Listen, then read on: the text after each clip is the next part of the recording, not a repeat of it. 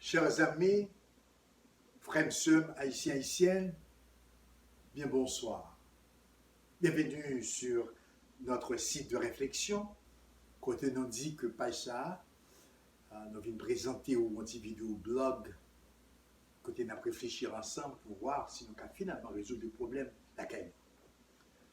Je pense aujourd'hui, il faut appeler un chien par son nom. On se rend compte que dans tous les pays du monde, du tiers-monde, la corruption bat son plein. En ce qui concerne la façon que Mounsaïo, qui nous a fait l'État, a dirigé le pays, particulièrement pays Nègre-Noir. Nous t'avons posé question pour qui ça, Nègre-Noir, maltraiter le peuple comme ça.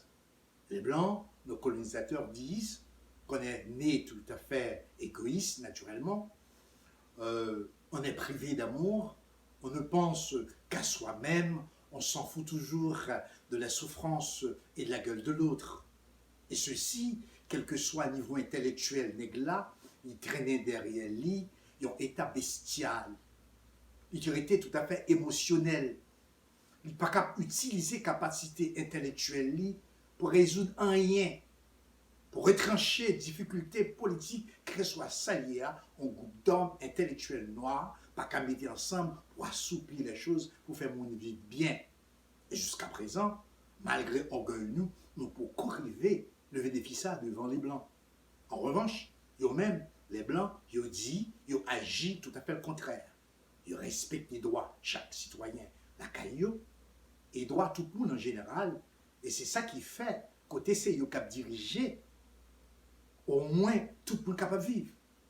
Si nous t'avons poussé à cette réalité pour adresser le problème de l'homme noir, nous avons dit, c'est vrai que notre dégénération a pris naissance au contact de l'humanisme européen. C'est aussi vrai que nous, capables de dire que l'humanisme européen est un des éléments qui rendent l'homme noir là comme un peuple dégénéré. Parce qu'ils ont comploté contre nous, ils ont arraché nous de notre continent africain à cause des richesses de toute nature qui gagnent dans le continent ça. Et rivé, vendons un peu partout dans le monde et fait de nous des esclaves. Je trouve que cet acte-là est tout à fait impardonnable aujourd'hui. Cependant, après tout, je pense qu'il faut poser ou alors il faut exprimer le problème de l'homme noir sur la base d'une prise de conscience et sa véritable condition. Il s'agirait, d'après moi, après toute évolution qui est faite dans le monde-là, il fallait renouer avec les traditions, de les actualiser. Il s'agirait également de resituer l'homme haïtien dans l'histoire en vue de peser un petit peu sur cette réalité de ce dernier. Particulièrement, nous ne sommes pas capables d'oublier que nos ancêtres avaient donné de très belles leçons au monde. Des preuves tangibles sont là pour approuver tout ça. Nous avons aidé les États-Unis après l'indépendance, les Venezuela, la Bolivie, etc. Après quoi? C'est l'histoire qui fait la conscience. Mais dialectiquement, la conscience pèse aussi sur l'histoire. Et notre ambition de nègre, et notre vision haïtienne, dans la mesure où elle pèse sur la conscience et essaie de forger à l'homme haïtien une condition nouvelle, pourrait avoir une influence très certaine sur l'histoire moderne de l'homme et de la femme haïtienne. Tout cela devrait être l'œuvre de nos intellectuels. Une caractéristique des pays qui ont été colonisés, l'intellectuel, sans se rendre compte, a cru devoir et se sentir obligé de prendre part à l'histoire politique de son pays pour guérir les blessures, pour illustrer et défendre le génie de l'homme noir. Et enfin, se montrer qu'on est aussi capable de faire de bonnes choses.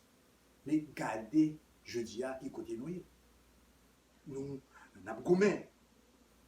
Tout autre pays avancé plus que nous, parce qu'ils ont respecté les principes constitutionnels qui garantissent droit à tout citoyen. Mais nous, les glas, nous tellement remet corruption, remet tout pour nous. Nous vivons, nous mettons en position comme si intelligence nous, imbécilité nous, dépassait intelligence nous. Même là, nous occupons un poste de l'État, nous pas qu'à faire différence entre négocier intérêt personnel, bagaille pas, avec négocier intérêt supérieur de toute une nation, qui demande exigence, compréhension et conscience patrimoine. Nous servir comme un lion pour l'autre, nous avons déchiré l'autre. Ainsi donc, nous ne sommes pas capables de délivrer, construire une nation libre, respectable et honnête.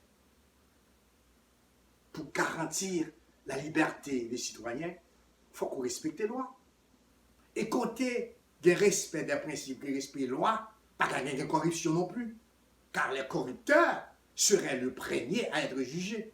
Eh bien, c'est ça, tout problème, là. Il n'a pas accepté le principe, parce que s'il établit le principe là, il peut cavoler. Eh bien voilà, en tant que peuple, nous identifions le problème là, eh bien, il faut nous grouper ensemble, je dis, pour nous forcer, nous que nous poste l'État, pour le faire job. Et lorsqu'il n'a pas fait job, pour nous faire grève, pour nous faire porte-parole, nous pas dans tête chaude, sans émotion, sans nous pas brûler nos édifices, pour nous dire, mais ça nous voulons pour Haïti, parce que plus que jamais, Haïti n'a pas aller plus bas que ça. Il faut qu'on sauve Haïti. Eh bien, merci, frère Mson, de ce côté prêtez-moi l'écoute, et à bientôt.